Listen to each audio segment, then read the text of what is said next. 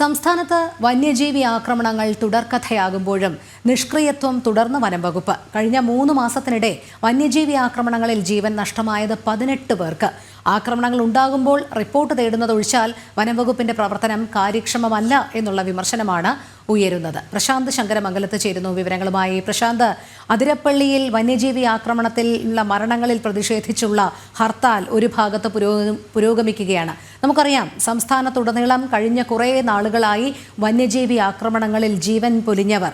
ഇപ്പോൾ നിലവിൽ ഇതൊക്കെ തുടർക്കഥയാകുമ്പോഴും വനം വകുപ്പിന്റെ ഭാഗത്ത് നിന്ന് ക്രിയാത്മകമായൊരു ഇടപെടൽ ഉണ്ടാകുന്നില്ല എന്നുള്ള വിമർശനമാണ് ഉയരുന്നത്. കഴിഞ്ഞ 3 മാസത്തിനിടെ വന്യജീവി ആക്രമണങ്ങളിൽ ജീവൻ നഷ്ടമായത് 18 പേർക്ക് എന്നുള്ള ഞെട്ടിപ്പിക്കുന്ന കണക്കുകളാണ് പുറത്തു വരുന്നത്. പക്ഷേ വനം വകുപ്പിന്റെ ഭാഗത്ത് നിന്ന് എന്ത് ചെയ്യുന്നു എന്ന് ചോദിച്ചു കഴിഞ്ഞാൽ അവരുടെ ഭാഗത്ത് നിന്ന് ഒരു തുടർ നടപടിയും ഉണ്ടാകുന്നില്ല എന്നുള്ള വിമർശനം തന്നെയല്ലേ ഉയരുന്നത്?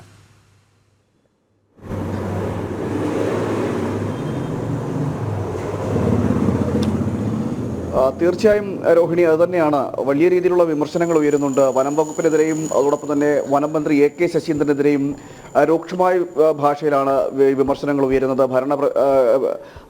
പക്ഷത്തിൽ ഇരുന്നുകൊണ്ട് ഇത്തരത്തിൽ മന്ത്രിയുടെ ഭാഗത്തുണ്ടാകുന്ന വീഴ്ചകൾ, അതും ഈ വകുപ്പിൽ ഈ അടുത്ത സമയത്ത് നമുക്കൊരു 6 മാസം പരിശോധിക്കാമെങ്കിൽ ഈ 6 മാസത്തിനുള്ളിൽ നിരവധി കേസുകളാണ് ഇത്തരത്തിൽ വന്യജീവി ആക്രമണവുമായി ഉണ്ടാക്കിയിരിക്കുന്നത്. ജീവൻ നഷ്ടമായത് ഉൾപ്പെടെയുള്ള നിരവധി കേസുകളുണ്ട്. മാത്രമല്ല, സംസ്ഥാനത്തിൻ്റെ പല മേഖലകളിലും ഇവിടേക്ക് വരികയാണെങ്കിൽ ഇടുക്കിയും വയനാടും പാലക്കാടും അടക്കമുള്ള പല സ്ഥലങ്ങൾ, ആ പല മേഖലകളിലും പല ജില്ലകളിലും അടക്കം വന്യജീവി ആക്രമണങ്ങൾ പെരുകുന്നൊരു സാഹചര്യം കൂടിയുണ്ട്. അങ്ങനെ നിരവധി മരണങ്ങളും ഇതിനോടകം തന്നെ സംഭവിച്ചു കഴിഞ്ഞിരിക്കുന്നു. എന്നാൽ ആ മരണങ്ങൾ സംഭവിച്ചിട്ട് പോലും അടിയന്തരമായി ഒരു നടപടി എന്ന നിലയിൽ ഈ വനം വകുപ്പിന്റെ ഭാഗത്തു നിന്നും ഇതുവരെ ഉണ്ടായിട്ടില്ല. കേവലം ചില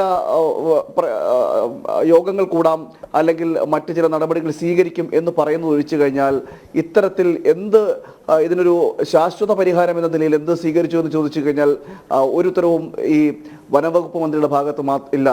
മാത്രമല്ല, ഇത്തരം സംഭവങ്ങൾ ഉണ്ടാകുമ്പോൾ നമ്മൾ വനംവകുപ്പ് മന്ത്രിയുടെ പ്രതികരണം തേടും. ആ പ്രതികരണം തേടുമ്പോൾ പരിശോധിക്കാം എന്ന് പറയുകയും യോഗം വിളിച്ചു ചേർക്കും എന്ന് പറയുകയും അപ്പുറത്തേക്ക് മറ്റ് നടപടികൾ ഒന്നും വനംവകുപ്പിന്റെ മന്ത്രിയുടെ ഭാഗത്തും ഉണ്ടാകുന്നില്ല. ഇത് ഏത് കേസുകൾ വന്നാലും അത് പരിശോധിക്കാം, യോഗം വിളിക്കാൻ, ഉന്നതതല യോഗം വിളിക്കാൻ നിർദ്ദേശം നൽകിയിട്ടുണ്ട്, ചർച്ച ചെയ്യും എന്ന സ്ഥിരം പല്ലവി ഒഴിച്ചു കഴിഞ്ഞാൽ മറ്റ് നടപടികളൊന്നും ഈ വനം വകുപ്പിന്റെ ഭാഗത്ത് ഉണ്ടാകുന്നില്ല എന്നതാണ് ഏറ്റവും വലിയ ആക്ഷേപമായി വരുന്നത്. ഇപ്പോൾ ഏറ്റവും അടുത്ത സമയത്തുണ്ടായതാണ് ഈ അതിരപ്പള്ളിയിലെ സംഭവം. അവിടെയും ഇത്തരത്തിൽ ഒരു ജീവൻ നഷ്ടപ്പെടുന്ന സാഹചര്യമുണ്ടായി. ഇങ്ങനെ പല സ്ഥലങ്ങളിലാണ് ഈ വനം വന്യജീവി ആക്രമണങ്ങൾ, മനുഷ്യ വന്യജീവി സംഘർഷങ്ങൾ ഉണ്ടാകുന്നത്. മലയോര മേഖലകളെല്ലാം നിലവിൽ മനുഷ്യ വന്യജീവി സംഘർഷത്തിന് കാരണമാകുന്ന സ്ഥലങ്ങളാണ്. അവിടെ ജനവാസ മേഖലകൾ കൂടിയാണ്. പലപ്പോഴും ജനവാസ മേഖലകളിലേക്ക് അടക്കം ആനയും പുലിയും കാട്ടുപോത്തും കാട്ടുപന്നിയും അടക്കം ഇറങ്ങുന്ന ഒരു സാഹചര്യമുണ്ട്.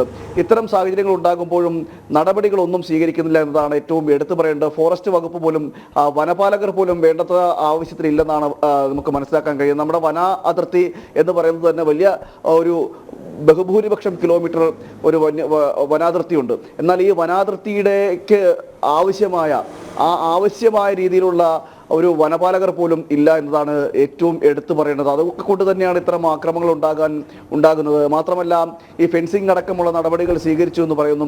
ഈ കാട്ടാനകൾ പുറത്തേക്ക് ഇറങ്ങുന്നതിനെ പ്രതിരോധിക്കുവാനുള്ള നടപടികൾ സ്വീകരിക്കുന്നു എന്ന് പോയി പറയുമ്പോൾ പോലും ആധുനിക സജ്ജീകരണങ്ങൾ അല്ലെങ്കിൽ ആധുനിക സംവിധാനങ്ങളെ ഉൾപ്പെടുത്തിക്കൊണ്ട് എങ്ങനെ പ്രതിരോധിക്കാം എന്ന കാര്യത്തിൽ ഇതുവരെ സർക്കാരിന് യാതൊരു വിധ ആശയങ്ങളും അതിലുണ്ടായിട്ടില്ല. കാരണം ഇത്തരം വിഷയങ്ങളിൽ എങ്ങനെ ആധുനിക സംവിധാനങ്ങൾ ഉപയോഗിക്കാം, മറ്റ് ലോകരാഷ്ട്രങ്ങളിലടക്കം ഇത്തരങ്ങൾ ഉണ്ടാകുന്നെങ്കിൽ അതിനെ എങ്ങനെ പ്രതികരിക്കുന്നു അല്ലെങ്കിൽ എങ്ങനെ പ്രതിരോധിക്കുന്നു എന്നടക്കമുള്ള കാര്യങ്ങൾ നോക്കിക്കണ്ടുകൊണ്ട് ഈ വിഷയത്തിൽ ആധുനിക സംവിധാനങ്ങളെ എങ്ങനെയാണ് ഉൾപ്പെടുത്താൻ കഴിയുക എന്ന് ചോദിച്ചാൽ അത്തരത്തിലുള്ള ഉപകരണങ്ങൾ പോലും നമുക്ക് ഇല്ല എന്നതാണ് ഏറ്റവും അപര്യാപ്തമായി തുടരുന്നത്. കേവലം കുറേ വനപാലകരുണ്ടെന്ന് മാത്രമല്ലാതെ ആ വനപാലകർക്ക് പോലും എത്താൻ കഴിയാത്ത സ്ഥലങ്ങൾ നിരവധിയുണ്ട്.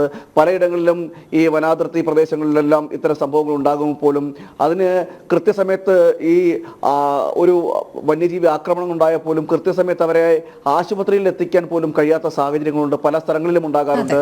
മാത്രമല്ല, ഇതിനകത്ത് ഏത് രീതിയിലുള്ള ശാശ്വതമായ പരിഹാരം എന്താണെന്ന് ഇതുവരെ വനം വകുപ്പിന് കണ്ടെത്താൻ കഴിഞ്ഞില്ല എന്നതാണ് ഏറ്റവും ദൗർഭാഗ്യകരം. കാരണം ഇത്തരം മനുഷ്യ വന്യജീവി സംഘർഷങ്ങൾ ഉണ്ടാകുമ്പോൾ അതിനൊരു ശാശ്വത പരിഹാരം കണ്ടെത്തണം.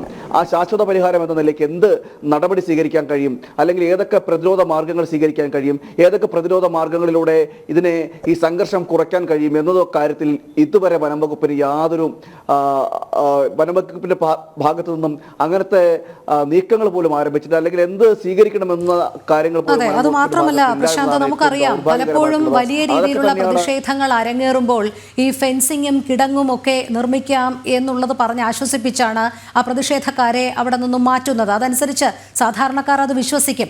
അതിന്റെ ഫലമായി ഒരു പ്രവൃത്തി ദിനം മാത്രമായി ഒതുങ്ങും ഈ ഫെൻസിങ്ങും കിടങ്ങ് നിർമ്മാണവും ഒക്കെ. പിന്നീട് അതെങ്ങും എത്താതെ അവശേഷിക്കുന്ന കാഴ്ച നമ്മൾ പലതവണ റിപ്പോർട്ട് ചെയ്തതാണ്. പ്രതിഷേധം വരുമ്പോൾ മാത്രം ഒരു അനുനയ ശ്രമം നടത്തും, പിന്നീട് ഇവരെയൊന്നും തിരിഞ്ഞു നോക്കാത്ത സമീപനം തന്നെയാണ് വനം വകുപ്പ് മന്ത്രിയും ഒക്കെ വച്ച് പുലർത്തുന്നത്. നമുക്കറിയാം കോഴിക്കോട്, നിലമ്പൂർ, വയനാട്, മലപ്പുറം, തൃശ്ശൂർ എന്നീ ജില്ലകളിലൊക്കെ കാട്ടാന ആക്രമണത്തിൽ എത്ര ജീവനുകളാണ് നഷ്ടപ്പെട്ടത് എന്നുള്ളത്. വനം മന്ത്രി ഇവരുടെയൊക്കെ ഒന്ന് വീടുകൾ സന്ദർശിക്കുന്നതിന് പോലും കൂട്ടാക്കാതിരുന്ന ഒരു സമയമുണ്ടായിരുന്നു. അതൊക്കെ വലിയ പ്രതിഷേധത്തിന് ഇടയാക്കിയതാണ്. പക്ഷേ ഇതിൽ നിന്നൊന്നും പാഠം പഠിക്കുന്നില്ല എന്നുള്ളതല്ലേ മനസ്സിലാക്കേണ്ടത്? തീർച്ചയായും അങ്ങനെ തന്നെ വേണം നമുക്ക് മനസ്സിലാക്കാൻ. കാരണം കഴിഞ്ഞ 3 മാസത്തിനിടയിൽ 18 ജീവനാണ് നഷ്ടപ്പെട്ടത്. 18 ജീവൻ എന്ന് പറയുന്ന ആ സംഖ്യ അത്ര നിസ്സാരമല്ല. ഇത്തരത്തിൽ വന്യജീവി ആക്രമണങ്ങളിൽ 18 പേർ മരണപ്പെടുക എന്ന് പറയുന്നത് ഒരു ഇത്തരം കേരളം പോലും സംസ്ഥാനത്ത് അല്ലെങ്കിൽ ഇന്ത്യയിൽ തന്നെ അത്ര നിസ്സാരമായി കാണാൻ കഴിയുന്നതല്ല.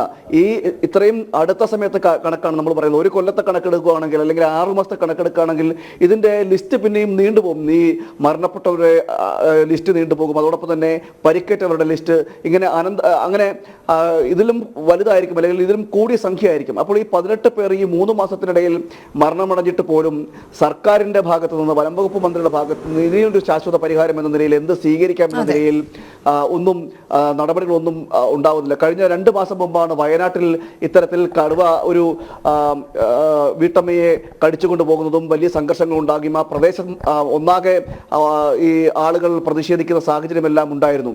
ആ സമയത്തും മന്ത്രി പറഞ്ഞത് പരിശോധിക്കാം, ഉന്നതതല യോഗം ചേരുന്നു എന്നാണ്. ഇങ്ങനെ എല്ലായിടത്തും ഇത്തരം സംഭവങ്ങൾ ഉണ്ടാകുമ്പോൾ ഉന്നതതല യോഗം ചേർന്നുകൊണ്ട് പരിശോധിക്കുന്നത് മാത്രമല്ലാതെ ആ പരിശോധനയ്ക്ക് ഒരു ഫലം. ശരി പ്രശാന്ത്, സംസ്ഥാനത്ത് വന്യജീവി ആക്രമണങ്ങൾ തുടർക്കഥയാകുമ്പോഴും വനം വകുപ്പിന്റെ നിഷ്ക്രിയത്വം തുടരുന്നതായി തന്നെയാണ് മനസ്സിലാക്കേണ്ടത്. പ്രശാന്ത് ശങ്കരമംഗലത്താണ് വിവരങ്ങൾ നൽകിയത്.